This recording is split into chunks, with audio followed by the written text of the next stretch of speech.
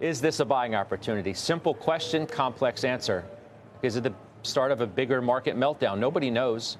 Malcolm Ethridge, however, is buying one big name at the center of this recent market turmoil, and that's why you see him sitting right there. It is NVIDIA, which I've asked you probably, I don't know, 40 times since you've been joining us. Why don't you own that name?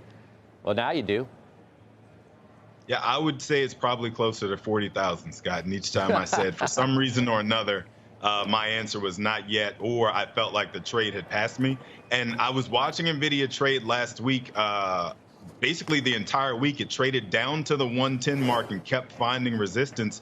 For some reason, it would break through that number, and then it'd be bought back up into the close. And so I did take the plunge and bought last Friday right at 108. And so hopefully this is the place, right? That's a 25% discount off its high around 148. That 110 number is a 25% discount, I mean. And so I'm happy to buy with a discount, knowing that, as you just teed up, we're in a pretty volatile space where that company could see far more volatility than it has to this point.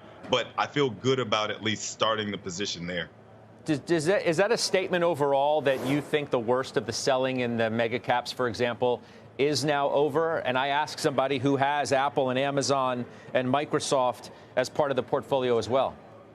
Not necessarily. I think it's bifurcated here. So I think a company like NVIDIA, maybe even Microsoft, who don't really rely on the consumer much at all, companies like that who can have their conversation with their enterprise clients, and that's where it ends, are probably going to experience a different meltdown if there is one from here.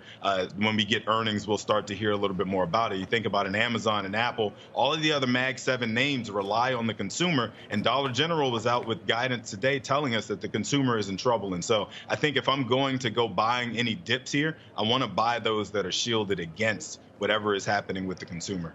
You have had a decent reset in multiples from the Mag 7, though, and it has been notable. If we're thinking that, okay, maybe these things are a little extended with the pullback, well, I don't know, maybe not so much anymore. For example, a month ago, NVIDIA was north of 30 times forward. Today, it's less than 25. Apple a month ago was north of 31. Today, it's below 28. Microsoft was almost 29. Today, it's 26.5, and so on and so forth. You get my point. I do, and I think that is what is shaping up to create that buying opportunity in certain tech names, certain Mag 7 names, but I don't necessarily want to buy the entire NASDAQ thinking that a high tide is about to sweep through and raise all boats. I think there's still a lot of unknowns. You guys just got through naming a lot of them as far as this administration is concerned. Semis, for example, it's going to be a bumpy road ahead for semis as a category because the president's trade policy does sweep up a lot of those names.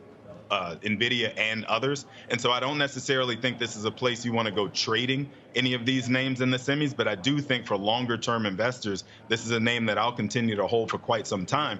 This is shaping up to be a great place to at least start to build that position if you, like me, have been on the outside looking in for quite some time.